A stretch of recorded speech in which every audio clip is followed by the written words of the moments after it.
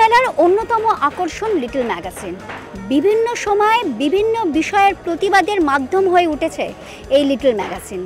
কিন্তু বর্তমানে ই বুকের যুগে এই লিটল ম্যাগাজিন কতটা জনপ্রিয়, এই সব প্রশ্নের উত্তর খুঁজতে থাকুন পাপিয়ার সাথে।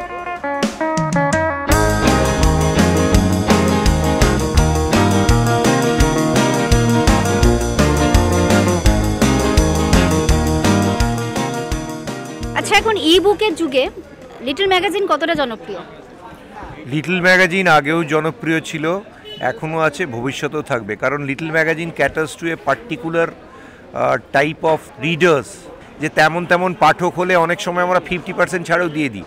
কারণ বইগুলো যাদের জন্য লেখা সেই পাঠকের হাতে যেতে গেলে যে আনন্দটা পাওয়া যায় লিটল ম্যাগাজিনের সম্পাদকের কাছে, সেটাই সব থেকে বড়। এবং আমরা চাই যে আমাদের লেখা যাদের, আমাদের পত্রিকা তাদের কাছে পৌঁছুক যাদের জন্য এটা লেখা হচ্ছে। আমরা তো ব্যবসার জন্য ব্যবসা করি না মেইনস্ট্রিম মিডিয়ার মতো, এটা একটা আন্দোলন।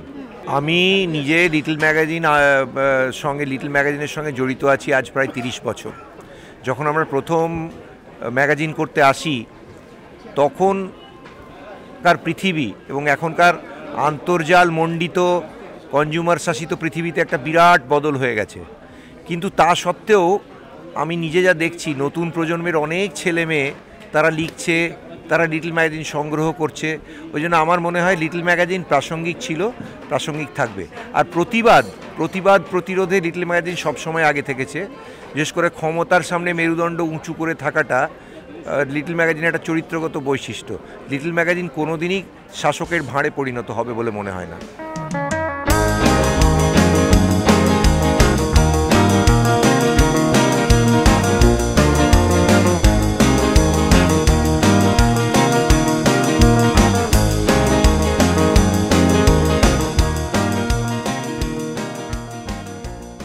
ইবুক যতই আসুক না কেন, বই তো বই।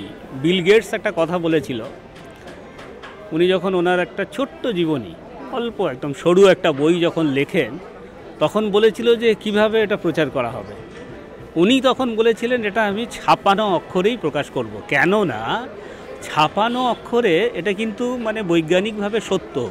আমি যখন একটা ছাপানো লেখা পড়ি, সেটা আমার মেমোরিতে যত বেশি যায়, আমি যতটা কনজিউম করতে পারবো, সেটা কিন্তু একটা ইবুক বা ডিজিটাল লাইব্রেরি বা ডিজিটাল বইয়ে কিন্তু সেগুলো করা যায় না।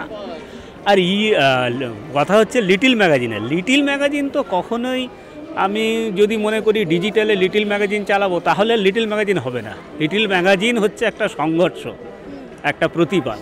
লিটল ম্যাগাজিন হচ্ছে এই যে আমাদের তথাকথিত যেটা বলা হয়, আজকাল তো সবাই গদি মিডিয়া বলে, তার বাইরে থেকে আমরা যে ধরনের পত্রিকা করি, সেই পত্রিকাগুলো যদি না ছাপাই তাহলে কিন্তু সেই পত্রিকাগুলো করার কোনো মানে হয় না। আমরা যদি সাধারণ পাঠকের কাছে না পৌঁছতে পারি, তাহলে ডিজিটাল পত্রিকা বা ডিজিটাল লিটল ম্যাগাজিন, এই কনসেপ্টটা আমার মনে হয় না কোনো দিনই জনপ্রিয় হবে।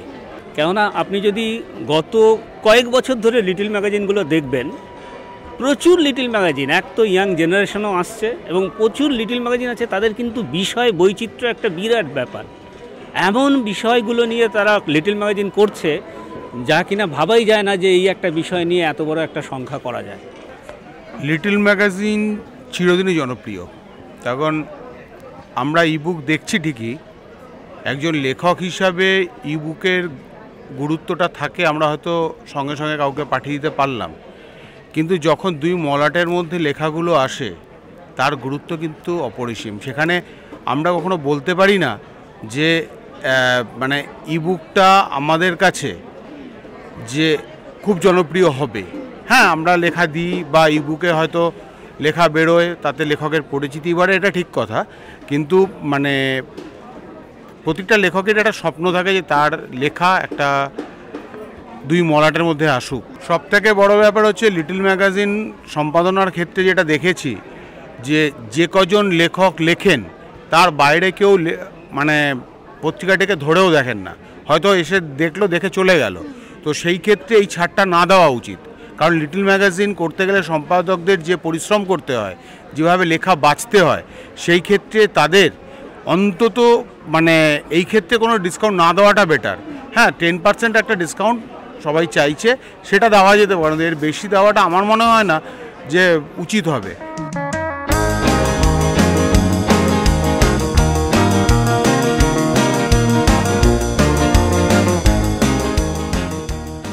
পাঠকরা বেশিরভাগই এখন মোবাইলে ব্যস্ত হয়ে পড়েছে, আমরা মোবাইলেই অনেক সময় অনেক কিছু পড়ে নিচ্ছি। তো সেখানে আজকের যুগে দাঁড়িয়ে আপনারা যারা লিখছেন কি বলবেন আপনি এই সময়ে দাঁড়িয়ে?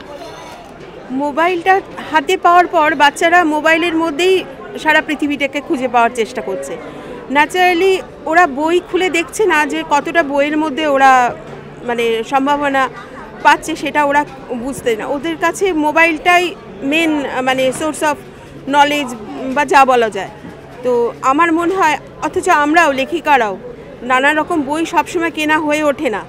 তো আমরাও চেষ্টা করি পিডিএফ থেকে বা গুগল থেকে সার্চ করে কিছু নামি দামি লেখকদের বই পড়ে কিছু মানে ঋদ্ধ হই এবং লেখার জন্য একটু নিজেকে প্রস্তুত করি।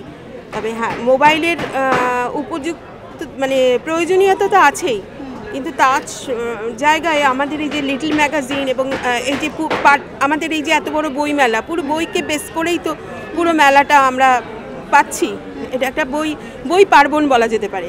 হ্যাঁ, তো সেই জায়গাটায় আমার মনে হয় বাচ্চাদেরকে মানে বাবা মা গুরুজনরা বিভিন্ন সময় বিভিন্নভাবে যদি বই উপহার হিসাবে হাতে তুলে দিতে পারে, তাহলে বাচ্চাদের মনে বই পড়ার আগ্রহটা অনেক বেশি মানে প্রাধান্যতা পাবে।